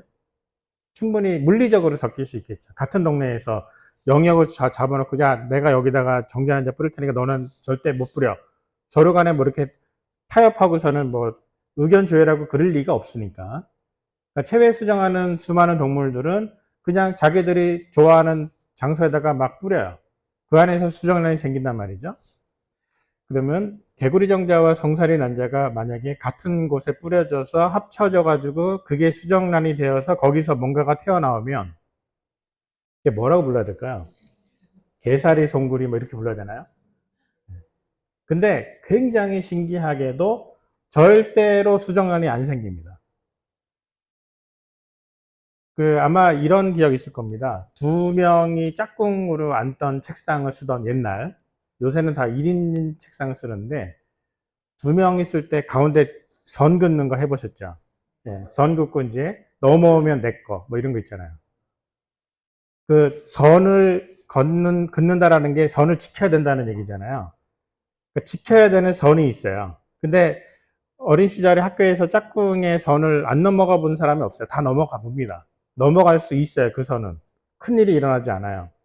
근데 체외 수정하는 동물들의 종류들 사이에 정자와 난자가 섞일 수 없는 벽이 있습니다. 눈에 보이지 않는 벽이 있는데 강제로 합쳐서 비벼놔도 절대로 그 안에서 수정란이 생기지가 않아요. 이게 굉장히 중요한 법칙이거든요. 보이지 않는 벽이 있어서 절대 넘나들지 못하게 하는 질서가 지켜지고 있어요. 그러면 마찬가지로 이 질서는 누가 목적하고 누가 설계해서 누가 노력하고 있느냐. 질서라는 게 그냥 저절로 생길 수가 없거든요. 콩 심은 데 콩나고 팥 심은 데 팥난다. 예, 오늘 또 설교 말씀에 비슷한 말씀이 나오더라고요. 예, 저거 굉장히 중요한 질서입니다. 절대로 못된 나무가 좋은 열매를 맺을 수 없고, 오늘 다 들으셨죠? 질서입니다. 같은 종류의 식물에서는 열매가 항상 그 종류가 나와야 되는 질서가 있는 거죠. 서로 간에 넘나들 수 없는 벽이 있는 겁니다. 그 벽을 누군가 세워놓고 넘나들지 못하게 지키고 있어요. 그 지키고 있는 분이 누구냐는 거죠. 그래서 사실은 우리가 질서라는 것을 떠올릴 때 정말 확실하게 하나님, 창조주 하나님 살아계십니다라고 고백할 수밖에 없는 게 바로 질서 속에서 나올 수가 있거든요. 질문 한번 드려볼게요. 시간이 오래 지나면 질서가 저절로 우연히 생겨날 수 있을까요? 없던 질서가 생기는 거예요. 아무도 노력하지 않고 아무도 목적하지 않고 아무도 설계하지 않은 질서가 시간이 지나니까 저절로 생겼다. 자, 이런 일입니다. 질서가 이렇게 저절로 생겨나는 일이 있는지 한번 떠올려 보세요.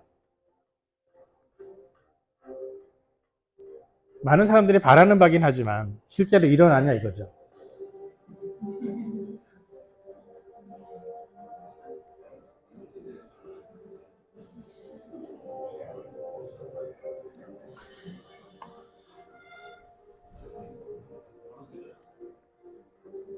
그러니까 이런 거죠. 집에 막 어질러진 집을 보고 나갔는데 나갔다 왔더니 집이 깨끗하게 치워져 있는 거예요. 네, 우렁각시가 살고 있는 거죠.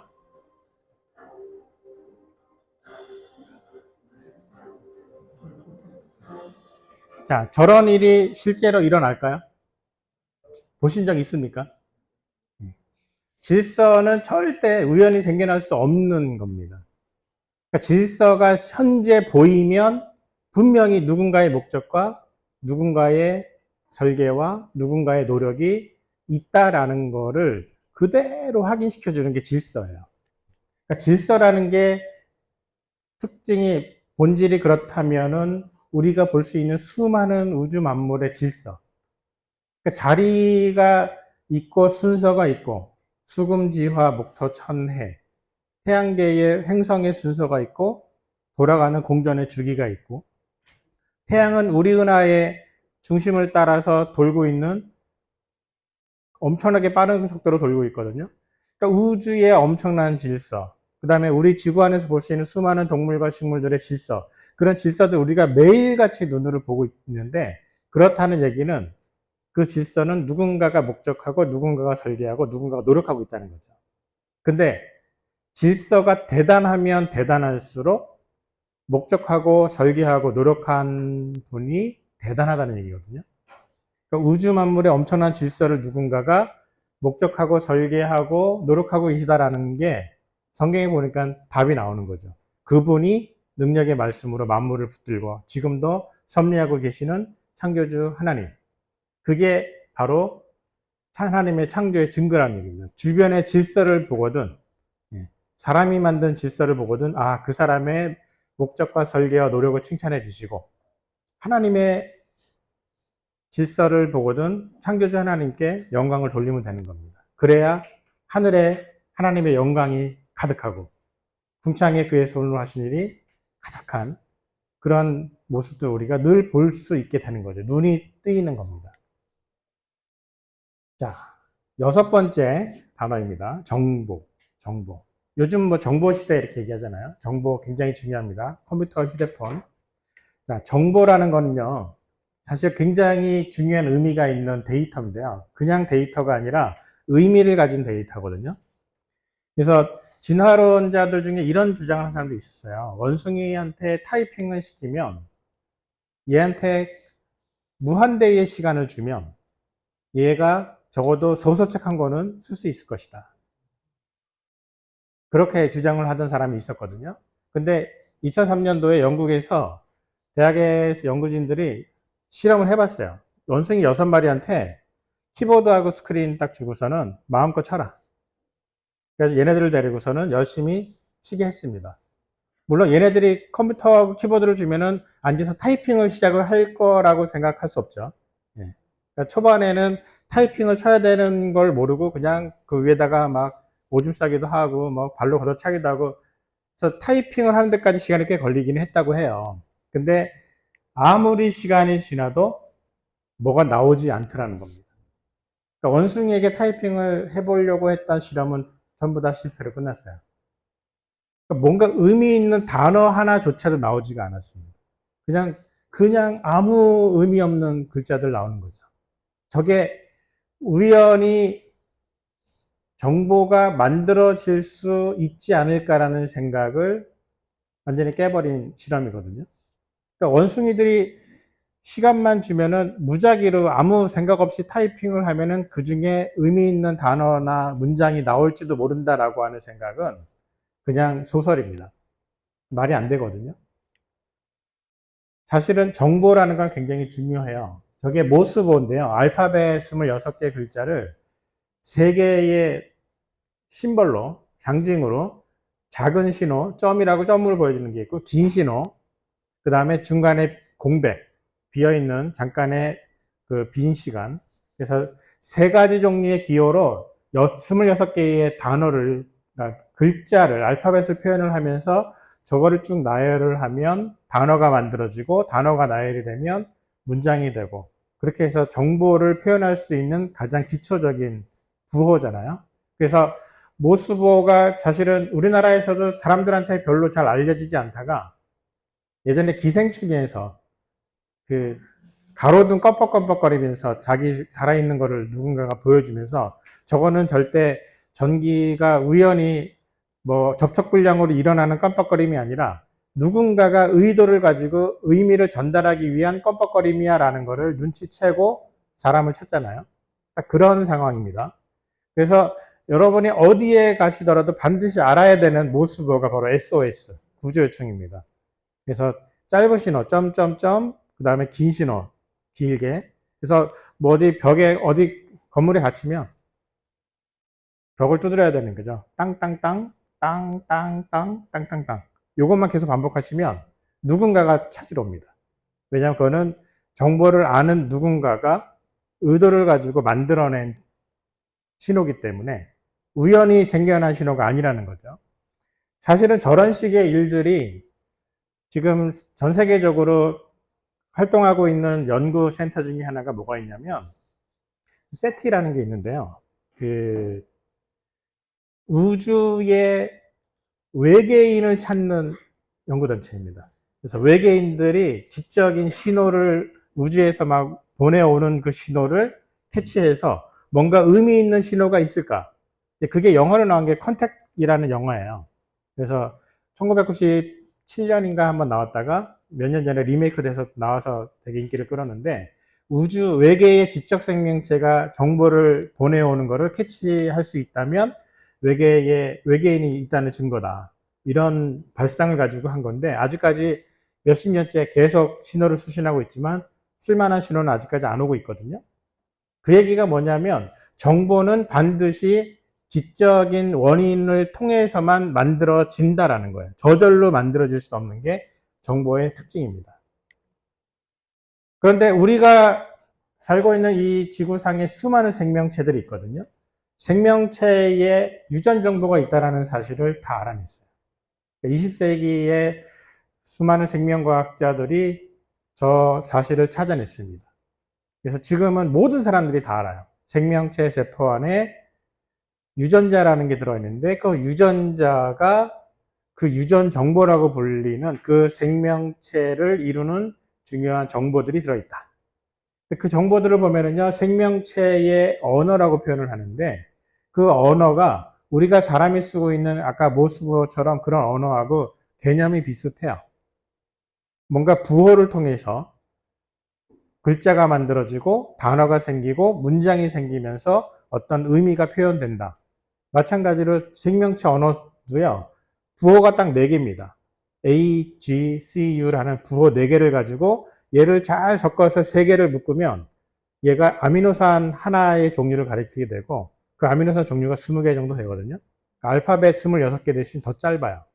20개 정도 아미노산을 종류를 순서를 잘 맞추면 그게 단백질 하나를 가르쳐요. 그 단백질 하나를 가리키게 되면 단백질이 모이면은 하나의 생명체의 조직을 만들어내거든요. 그러니까 이런 식으로 생명체 언어들을 만들어내는 굉장히 귀중한 정보가 어디에 들어있냐면 세포 속에 들어있는 거예요. 그래가지고 저런 것들을 통해서 아, 세포 속에 들어있는 정보가 굉장히 중요하구나. 그럼 그 안에 들어있는 정보는 도대체 누가 만들었을까를 고민해야 되는데 굉장히 놀라운 거는요. 생명체 안에 들어있는 정보, 그러니까 컴퓨터 프로그램 치면 프로그램 소스가 발견이 된 거예요. 우리가 프로그램 소스를 보면은요, 무슨 뜻인지는 몰라도, 아, 이 소스 누군가 만들었나 보다는 충분히 생각할 수 있거든요. 프로그램 소스가 발견됐으면 누군지는 몰라도 만든 사람이 있겠다. 근데 정말 신기하게도 생명체의 세포 속에 누군가가 정보를 잔뜩 적어놨어요. 유전 정보를 잔뜩 적어놓고 모든 과학자들이 그거를 다 알아요. 그게 생명체의 중요한 유전 정보라는 걸. 근데 진짜 놀랍게도 야, 이 정보가 우연히 생겼네 라고 얘기하고 있어요. 정말 신기하죠. 간단한 프로그램 소스를 보면서 프로그래머가 이거 누가 만들었어? 막 이러는데 생명체 세포 속의 유전 정보를 막 보면서 야, 저절로 생긴 것 치고는 되게 잘 생겼네. 뭐 이런 식으로 얘기하고 있다는 거죠. 정말 신기한 세상입니다. 지금 세상이. 그래서 정보라는 거, 유전 정보, 전 세계 과학자 중에 유전 정보를 모르는 과학자가 아무도 없어요. 다 100%다 알고 있고 믿습니다. 유전 정보라는 거. 근데 그 유전 정보가 있으면 그 정보를 우연히 생겨날 수 없는데 그럼 누군가가 만들었겠지. 그 누군가가 누굴까? 창조주 하나님. 이래야 정상인데 이상하게도 야, 저절로 생긴 정보치고 되게 괜찮네. 뭐 이런 식으로 얘기를 하는 거죠. 그걸 조금 풀어가지고 다르게 설명해 볼게요. 아이가 그림 일기를 썼습니다. 아마 초등학교나 뭐 유치원 아이들은 이런 그림 일기 많이 보셨잖아요. 저 그림 일기에 나와 있는 글자들을 마구마구 컨트롤 C, 컨트롤 V 하면 복붙이라고 그러잖아요. 복붙하면 백과사전 만들 수 있을까요? 저게 될 수 있다고 믿는 게 진화론입니다. 그러니까 단순한 생명체, 단세포, 세균, 박테리아 이런 것들의 유전 정보가 한 5억 년쯤 지나면 그러면 사람 같은 그런 굉장히 복잡한 세포 속에 30억 개의 정보가 들어있거든요. 그 정보가 굉장히 복잡한 정보로 저절로 만들어질 수 있을 거야. 아까 원숭이 타이핑이랑 같은 개념이에요. 막 타이핑하다 보면은 뭔가 대단한 작품이 나올지도 몰라. 마찬가지로 어린아이의 그림 일기를 막 복붙하다 보면은 멋진 백과사전이 나올 수도 있어. 라고 생각하는 개념이랑 똑같은 개념이에요. 그래서 정보라는 걸 우리가 떠올리면 아, 이 정보는 절대 우연히 저절로 생겨날 수가 없다. 진화론에서 이렇게 얘기합니다. 파충류가 조류가 됐다고 얘기를 해요. 왼쪽에 있는 저 도마뱀이 오른쪽에 있는 저 새가 되는 거예요. 시간이 오래 지나면서 왼쪽에 있는 정보가 오른쪽에 있는 정보로 바뀌어야 되는 거거든요. 그러니까 무슨 얘기냐면 파충류에서는 껍데기가 비늘이잖아요. 비늘을 만들어내는 유전 정보가 파충류 그 안에 있어요. 세포 속에 들어있어요. 근데 이게 뭔가 안에서 돌연변이가 일어나고 뭐 이렇게 바뀌고 뭉개지고 뭐 하면서 몸을 깃털로 덮는 새처럼 깃털을 만들어낸 유전 정보로 바뀔 수 있지 않을까. 그러니까 정보가 바뀌는데, 정보가 늘어나는데, 예전 거는 사라지고 새로운 게 만들어지는데, 이게 저절로, 우연히, 이게 진화론입니다. 우리는 이미 상식적으로 알고 있어요. 정보는 절대로 누군가의 의도가 아니면 생겨날 수 없다는 걸 알고 있거든요. 그러니까 어떻게 보면 자기 모순입니다. 정보는 우연히 생겨날 수 없다. 오케이. 그러니까 외계의 지적 생명체가 만들어냈을 거라고 생각하는 정보를 찾으려고 지금 엄청난 돈을 쏟아붓고 있거든요. 근데 이상하게 흔히 볼 수 있는 생명체 안에 들어있는 정보에 대해서는 눈을 감고 있어요. 이게 우연히 저절로 생길 수도 있지 않을까라고 생각하면서 굉장히 똑똑한 과학자들이 그렇게 얘기한다고. 이게 정보가 말해주는 진실입니다. 그래서 정보가 저렇게 만들어지는 되게 중요한 메커니즘 중에 돌연변이라는 걸 얘기하거든요. 지금도 돌연변이가 생기고 있어요. 그러니까 고장이 난 거죠. 그래서 1 더하기 1은 3이라고 쓰는 뭔가 계산을 잘못한 거죠. 그러니까 돌연변이가 나서 에러가 나는 건데 저런 에러는 지금 흔히 발견이 됩니다. 근데 저 에러를 통해서 좋아질 수 있을 거다라는 게 진화론의 개념이고요. 그 얘기는 뭐냐면 예를 들어서 타이핑을 해서 예쁜 탁상용 자명종 타이핑을 했어요.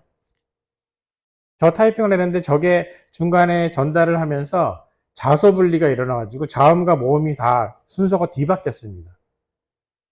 그래서 돌연변이가 일어나서 저게 순서가 엉키면 이런 글자는 나올 수 있어요. 따져보면 저 안에 들어있는 자음, 모음이 개수가 똑같이 다르게 만들어 놓은 겁니다.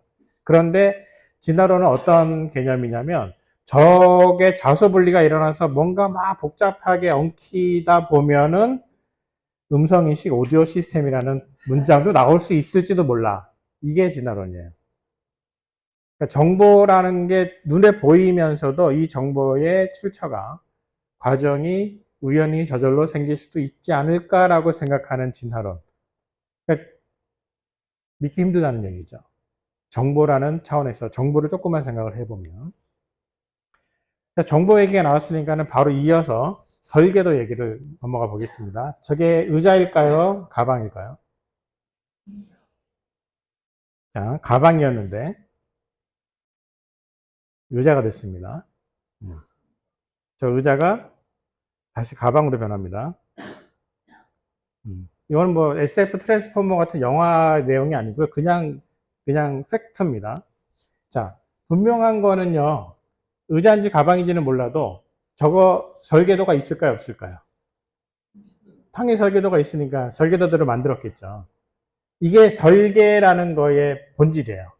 설계도라는 거는 분명히 설계자가 있다라는 걸 암시해요.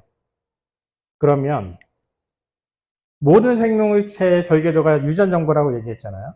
그래서 생명체 안에 들어있는 세포 속 DNA가 설계도입니다.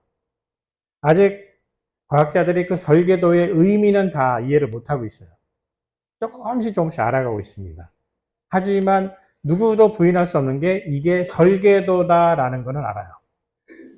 그러면 저 설계도, 아이가 이제 어릴 때 엄마 뱃속에서 수정란 세포 하나로 출발합니다.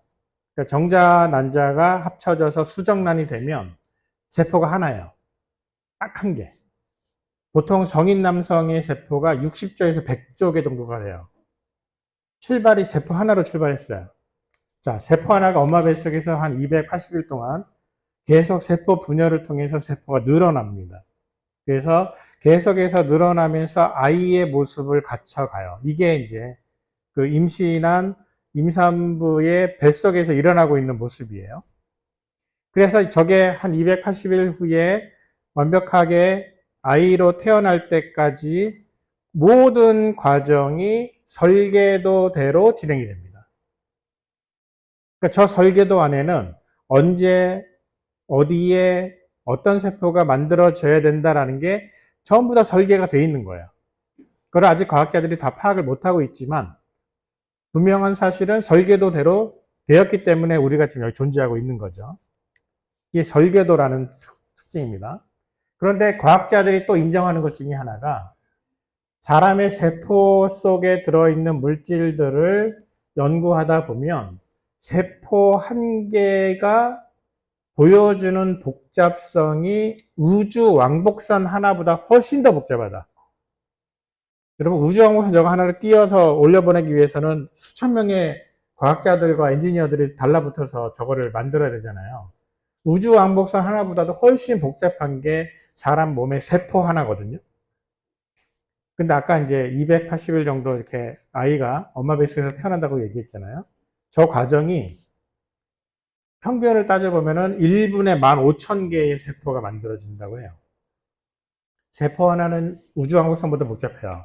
근데 1분에 15,000개의 세포를 엄마 뱃속에서 만들어내요. 평균. 그 얘기는 뭐냐면 우주 왕복선보다 복잡한 무언가를 1분에 15,000개씩 만들어내는 공장이 있는 셈이에요. 우주선을 1분에 15,000대씩 만들어내는 공장을 누가 세웠다고 생각을 해보세요. 그러면 그 공장을 설계한 설계자와 공장을 운영하는 운영자가 얼마나 대단한 지혜를 가지고 있어야 할까요? 근데 그 일이 엄마 뱃속에서 그냥 아무도 힘들이지 않고 그냥 자연스럽게 진행되는 것처럼 보여요. 그게 진행되게끔 설계도가 있다고 하고요. 그럼 그 설계도를 누군가 만들었다면 그분의 지혜와 능력은 얼마나 대단할까? 그를 우주 왕복선 공장하고 한번 견주어서 생각을 해보자라는 얘기죠. 그래서 사실은 다른 거 다 볼 거 없이 그냥 사람만 보더라도 그냥 우리 아이만 쳐다보고 있어도 아, 창조가 맞네요. 를 알 수가 있어야 되는 겁니다. 아이가 엄마 아빠 닮잖아요. 그렇죠? 성경에 보면 이렇게 나옵니다. 주께서 내 내장을 지으시며 나의 모태에서 나를 만드셨나이다. 설계도대로 엄마 뱃속에서 아이가 점점 만들어져 가는 거를 꼭 옆에서 지켜본 것처럼 굉장히 멋지게 노래하고 있어요. 내가 주께 감사하옴은 나를 지으심이 심히 기묘하심이라. 심히 기묘하다라고 했는데 저 기묘하다라는 게 옛날 개혁성경에는 신묘막측하다 그랬거든요. 신기하고 놀랍기로 가히 측량할 수 없습니다. 되게 멋진 단어인데 어려운 말이라서 개혁개정에서는 심히 기묘하다고 바뀌었습니다. 굉장히 놀라운 일이 엄마 뱃속에서 일어나는데요. 그 과정이 아빠의 설계도 절반, 엄마의 설계도 절반, 정자한 안조 속에 절반씩만 들어가거든요. 카피돼서. 그 카피된 절반의 설계도가 합쳐져서 한 장의 완벽한 설계도가 수정란이 되면서 그 수정란 안에 있는 설계도대로 아이가 만들어지거든요. 모든 아이는 아빠 반, 엄마 반 닮습니다. 그럼 이제 누군가가, 아, 나는 아빠를 더 닮았는데요. 그럼 겉모습은 아빠 닮고 승질머리는 엄마 닮은 거예요. 뭐라도 반반 닮아요. 왜냐하면 설계도가 50%씩 합쳐졌기 때문에. 그러니까 나는 아빠는 하나도 안 닮고 엄마 닮았어. 그런 일은 일어나지 않습니다. 어딘가 닮았습니다. 커 가다 보면 다 아시잖아요. 그래서 뭐가 튀어나오잖아요. 닮은 게. 깜짝깜짝 놀라시죠. 저희 집 애들도 어릴 때 찍은 사진입니다. 시키지도 않았는데 둘이 똑같은 포즈를 자고 있어요. 제가 그래서 요 세미나에 써먹으려고 한 20년 전쯤 사진 찍어 놓은 겁니다. 그래서 세미나 때 잘 써먹고 있어요. 근데 저게 우리 집 뿐이겠습니까? 다른 집도 저래요.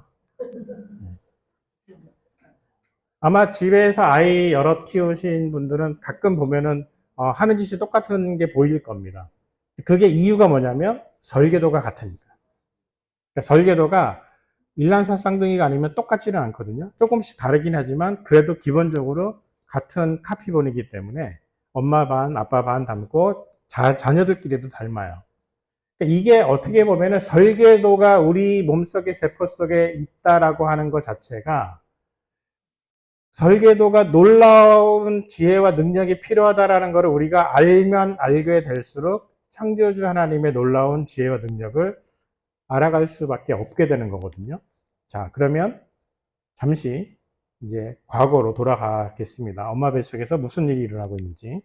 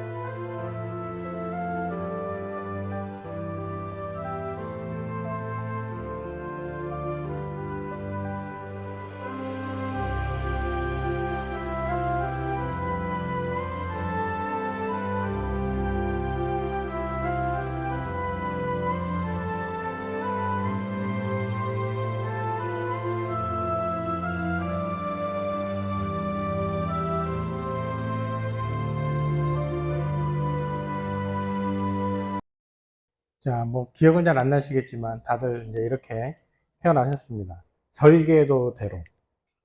그래서 사실은 지금 7개의 단어 기억하시나요? 앞에 적혀 있잖아요. 예. 처음에 옷, 그 다음에 요리, 귀중함, 선물, 그 다음에 질서, 정보, 설계도. 사실 이거 말고도 되게 많아요. 굉장히 많습니다. 뭐 우리가 주변에서 보고 있는 건물들만 보더라도 그동안에 뭐 동물들이 자기의 주거 환경 개선을 위해서 노력했다는 그런 뉴스 들어보신 적 없잖아요. 네. 그러니까 건물 짓고 사는 인간의 모습도 창조의 증거예요. 인간만 할 수 있는 능력들 그러니까 굉장히 많습니다. 그래서 조금만 눈을 크게 뜨고 귀를 기울이면 하늘의 궁창에 울려 퍼지는 하나님의 영광, 하나님의 손으로 하신 일 많이 볼 수 있게 되거든요.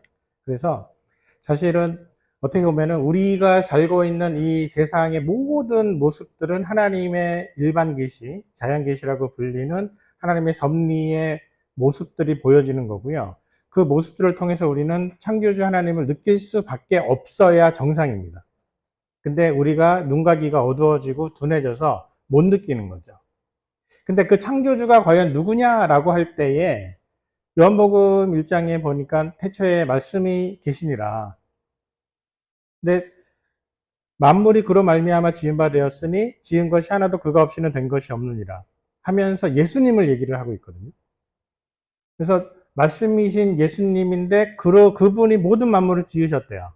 그러니까 태초에 하나님이 천지를 창조하시니라 하는 말씀하고 같이 어울려서 얘기를 하면 예수님이 바로 우리의 구주이면서 동시에 바로 창조주구나. 삼위일체 하나님, 창조주 하나님, 예수님, 그리스도 전부 다 같이 연결될 수 있게 되는 거거든요. 그렇기 때문에 사실은 창조주 예수 그리스도를 정확하게 알아가는 것이 복음입니다. 그러니까 예수님이 우리 구주이심을 믿고 영접하는 게 바로 그분이 만물을 지으신 창조주라는, 창조주 예수 그리스도를 만나야 그분의 사랑만큼, 그분의 사랑 어떤 사랑인가요? 나를 위해 죽으실 사랑, 그런 사랑만큼 우리의 존재의 가치가 올라가거든요. 어떻게 보면은 이게 이제 창조신앙의 출발이거든요. 우리의 아이들이 창조신앙을 제대로 배우면 그 아이의 자존감은 절대 떨어질 수가 없습니다. 왜냐하면 창조주 예수 그리스도만큼의 존재의 가치를 느끼고 있기 때문에. 그러니까 창조신앙은 어릴 때 굉장히 강하게 좀 세뇌시켜야 될 필요가 있다라는 생각입니다. 사실 뭐 제 얘기를 잠깐 드리면 중고등학교 때 저는 미션 스쿨을 다녔는데, 미션 스쿨에서 과학 선생님이 교회 집사님이세요. 미션 스쿨이니까 선생님들이 다 교회 다니시는 분들인데 열심히 진화론을 가르치더라고요. 근데 저는 사실 중고등학교 때, 고등학교 때 특히 이제 진화론을 많이 배우는데, 그걸 배울 때 하나도 어렵지 않았습니다, 마음이. 왜냐면 저는 주일학교 때 이미 세뇌 당했거든요. 예. 저도 모르게 뭐 성경은 절대 틀리지 않아, 하나님이 창조하셨어, 뭐 세뇌가 되었기 때문에 교회 집사님인 과학 선생님이 모든 게 진화되었고 막 진화론을 열심히 설명하시다 들으면서, 아, 선생님은 그렇게 생각하시지만 저는 그렇게 생각하지 않습니다 라고 속으로 얘기하면서 뭐 공부는 열심히 했지만 그래도 그게 별로 거리낌이 없었거든요. 근데 사람들이 다 저처럼 안 그러더라고요. 제가 나중에 학생들 가르치다 보니까 중고등부나 청년 애들이 학교에서 진화론 교육을 받으면서 마구마구 흔들리더라고요, 이상하게. 그래서 저는 그거에 대해서 제 나름대로 내린 답은, 주일학교 때 좀 더 세뇌시켰어야 되는데. 그래서 저는 교회 학교가 굉장히 중요한 역할을 어릴 때 정말 말씀, 그 다음에 하나님 창조주 이거에 대한 거의 세뇌시키다시피 주입을 하는 게 맞다고 저는 생각을 합니다. 뭐 선생님들 여기 뭐 부장 선생님도 있고 막 그런데 뭐 어떻게 생각하실지 몰라도 저는 제 경험상 그렇게 하는 게 맞다고 생각을 해요. 저희 아이가 초등학교 3학년 때인가 뭐 하여튼 몇 학년인지 기억이 잘 안 나는데 학교 갔다 와가지고 막 씩씩거려요. 그 아이 어릴 때 제가 창조학 세미나 다닐 때 좀 데리고 다니고 그랬거든요. 학교에서 선생님이 물어봤대요. 질문을 던지는데, 그 지구가 어떻게 생겼는지 아니?